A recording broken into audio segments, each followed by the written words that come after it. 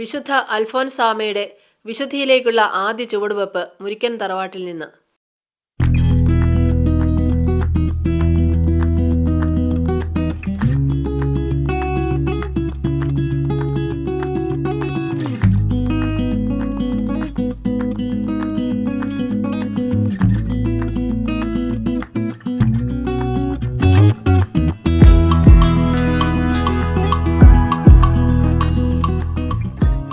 അന്നക്കുട്ടി എന്ന അൽഫോൻസാമയെ പ്രാർത്ഥനയിലൂടെ രക്ഷകനായ ഈശോയിലേക്ക് എത്തിക്കുവാനായി ദൈവം തിരഞ്ഞെടുത്ത പുണ്യഭൂമിയാണ് ഇവിടം.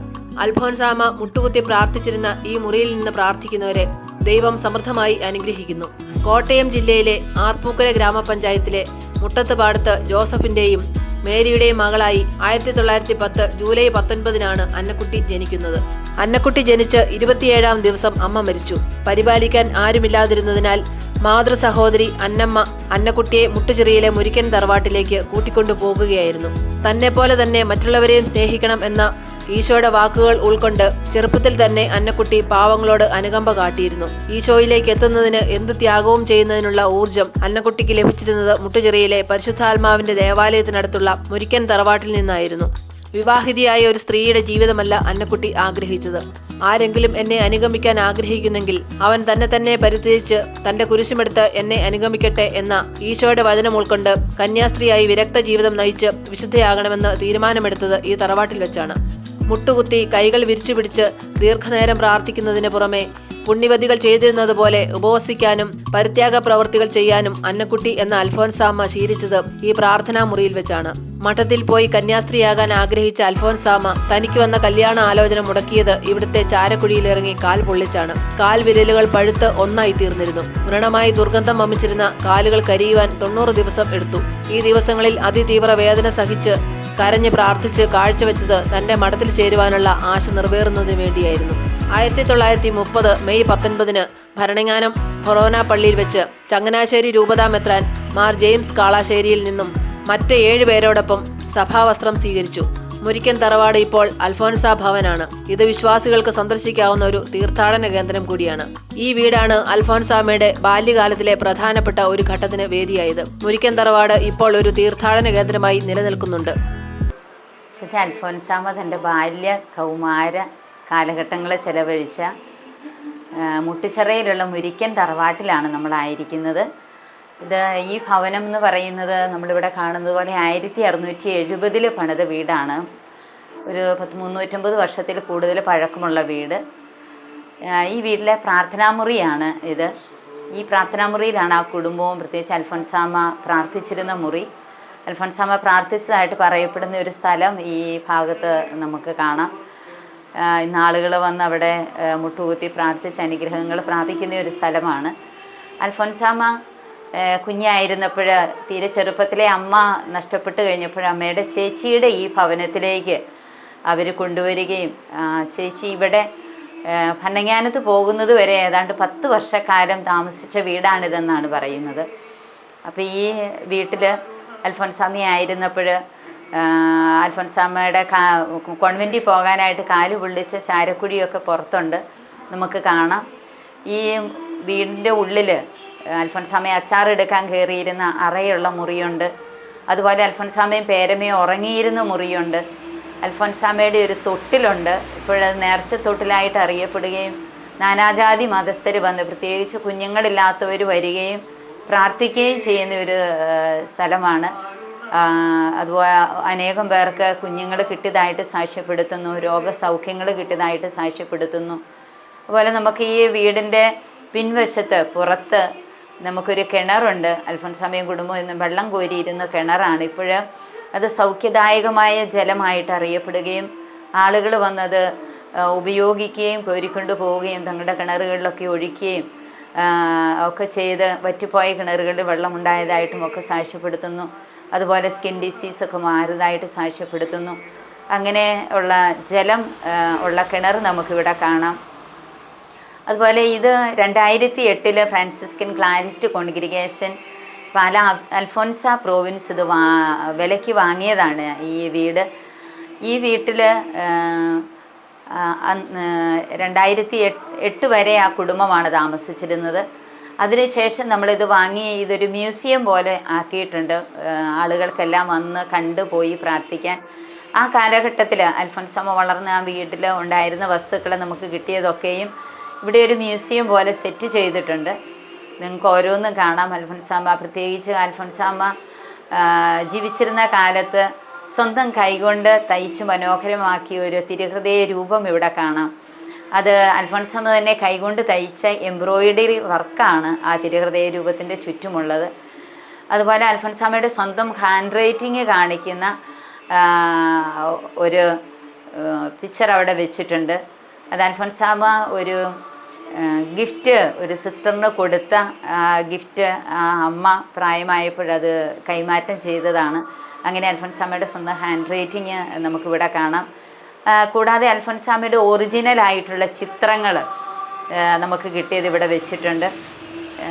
അതുപോലെ മറ്റ് പേരപ്പൻ്റെയും പേരമ്മയുടെയും ഫോട്ടോകൾ, അതുപോലെ പേരപ്പൻ്റെ മക്കളുടെ ഫോട്ടോകൾ, അതുപോലെ വിശിഷ്ടമായ വസ്തുക്കളൊക്കെ ഇവിടുന്ന് കിട്ടിയതൊക്കെയും നമ്മളിവിടെ പ്രദർശിപ്പിച്ചിട്ട് നമുക്ക് ഓരോന്നും കാണാവുന്നതാണ്.